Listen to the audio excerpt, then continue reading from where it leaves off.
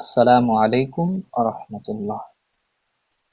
আজকে আমরা তাহফিজ কায়দার দ্বিতীয় পর্ব নিয়ে আলোচনা করব। দ্বিতীয় পর্বের বিষয় মাখরাজের আলোচনা। আমরা প্রথম পর্বে জেনেছি মাখরাজ কতটি। মাখরাজ হলো 17টি।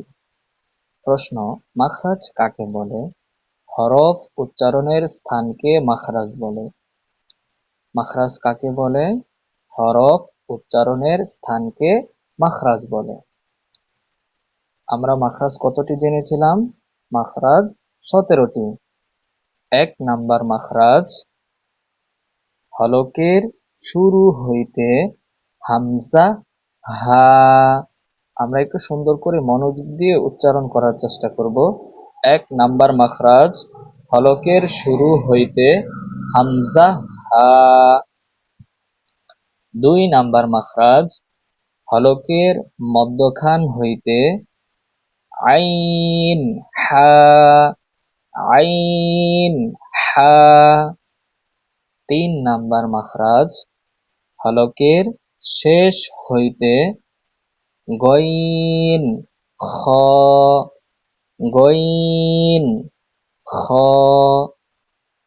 4 নাম্বার মাখরাজ, জিহ্বার গোড়া তার বরাবর উপরে তালুর সঙ্গে লাগায়া উচ্চারিত হয় কফ। কফ। 5 নাম্বার মাখরাজ, জিহ্বার গোড়া থেকে একটু আগে বাড়িয়ে তার বরাবর উপরে তালুর সঙ্গে লাগিয়ে উচ্চারিত হয় কাফ। কাফ। আমরা এভাবে আরো কয়েকবার হরফগুলো উচ্চারণ করি। হামজা হা। আমার সাথে সাথে সবাই বলেন হামজা হা। আইন হা। গইন খ। কফ। কফ। কাফ। কাফ।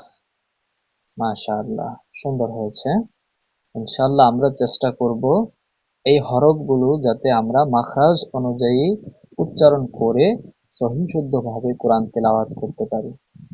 আল্লাহ তাআলা আমাদের প্রত্যেককে সহিহ শুদ্ধভাবে কোরআন তেলাওয়াত করার তৌফিক দান করুন। সকলে বলি আমিন।